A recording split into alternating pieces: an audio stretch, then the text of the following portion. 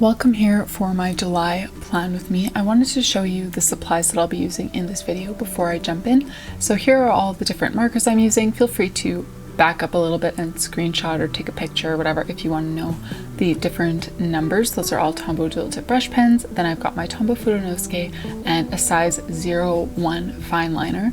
And of course the star of the show being my bullet journal itself. I just moved into this new journal for the second half of 2023 and I haven't posted that video yet. That one will probably be coming out in July, but I did move into one of the vanilla journals available in my shop. I used the clay one for the first half of the year, loved it, and decided to switch it up and go with vanilla for the second half of the year, but all the other features are the same. It's got that great linen cover, 192 pages of stark white 160 GSM paper with, of course, the 5mm dot grid, an elastic to close, an elastic pen loop, all those different features that I love and look for in a bullet journal. And of course, this journal and all of my others will be available in my Etsy shop through the link below. My other supplies, the markers and stuff that I'm using, are from Stationery Pal, and they too will be linked below along with a discount code for you. So as you can probably tell already, this month my theme is vegetables, and I've actually had this kind of in the back of my mind for a few months now. But I just wasn't really sure how I wanted to go about doing it, how I wanted to actually put it together. And to be completely honest, I didn't really plan this one out as much as I normally do. Usually I'll do like a sketch, not a sketch, but I'll like draw out my whole cover page before I actually sit down and film my plan with me, just to make sure that like the composition works and I like the font pairing with the colors and whatever, you know, that kind of stuff. But I did not do that for this video. I came up with the colors I wanted to use and kind of a basic idea just in my head, and then tried to throw it onto paper, and I am quite happy with how it turned out. And again, I feel like I say this in pretty much all of my videos recently, but bullet journaling for me is about making my life easier, making things move faster, not slowing me down and making things more complicated. So the idea of going in and like, I know many bullet journalers do this, and of course there's nothing against you if you do this. It all depends what purpose your journal is serving you. But for me, if I needed to go in and take a really, you know, small pencil and draw out all these tiny little details for every page of my bullet journal before I actually went in and put the thing together and started using it, that absolutely would not serve me. That is not what my journal is for. So as you can see, I instead just go straight in with marker, and the cover page here took me, I think, like 8 minutes to put together, and this whole spread took less than 30 minutes to set up all of my monthly pages for this month. So that is what I need when it comes to bullet journaling. Just something nice and quick and easy that I still like the look of. And if you've been around my channel for a little while now, you'll notice again, this theme absolutely does not fit with the mold of what I typically go for.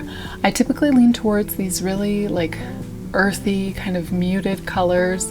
I mean, I would still say those are like my favorite colors, but over the past few months, I have just completely discarded those, and it's been so much fun. I started doing that more in April. I used this same red color and then a really deep yellow and a deep green, like more jewel tone colors. I'm gonna link my April theme up here because it is my favorite theme that I've done so far this year.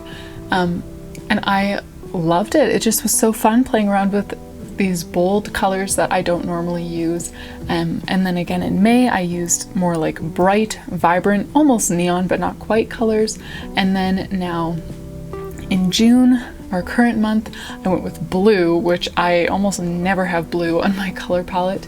It's usually more like greens, oranges, yellows, browns, that kind of stuff. And then as you can see, this month is another bright one. So I'm on a bit of a streak here with kind of getting out of my comfort zone and using brighter, bolder colors, and I'm really enjoying it. And I would love to hear from you in the comments. Do you have certain colors that you kind of gravitate towards every time, or certain like brightness, I guess, like all muted colors or all pastel colors or all, you know, jewel tone colors? Is there something that you gravitate towards every time, or do you like to switch it up and kind of do something out there and different every month? Let me know down in the comments. So moving along to my calendar page here, I finished up my tasks page and title page, and this is my other, must-have page when it comes to a monthly setup. I have been adding some extra pages over the past few months, adding like some routine pages and habit trackers, and I like them. I think they would be great if I used them, but I don't. And so again, this month I am going back to just the bare basics for me, which is that task page that you just saw and this calendar. My spacing here is the same as it always is. My boxes are 6 dot grid spaces tall and 5 dot grid spaces across, and that gives me enough space to write all of my different events inside the daily boxes, but it also leaves a nice big margin over to the right side, which is where I'm going to add boxes for kind of my weekly focus each week, which is another thing that I find particularly useful.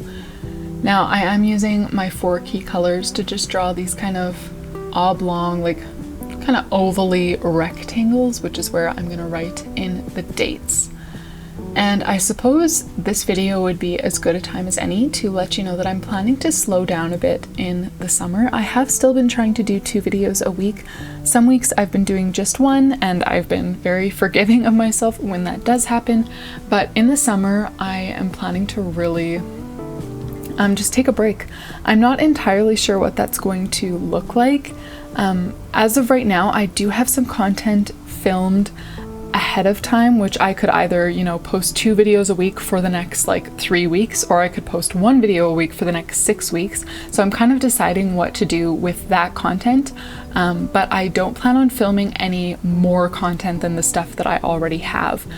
So yeah, I'm still deciding how I'm going to space that out, so how it will appear to you guys. But for me, this is kind of the end of my filming anyways. I'll still be putting together the content that I have, editing it, adding voiceovers, uploading it, all that kind of stuff. But over summer proper, like July and August, I don't even plan to do that stuff. I'm just going to kind of get whatever I get done in June is what I get done, and then I'll, disperse it on my channel however I see fit. So the weekly focus boxes here in July aren't going to be a place to write down like my YouTube schedule. Instead, they'll be a place to write down what I want to do instead of filming those videos, things around the house. I have been working on more digital products lately that I'm really enjoying, so those things might make an appearance in this focus box as well. But yeah, that is kind of my plan.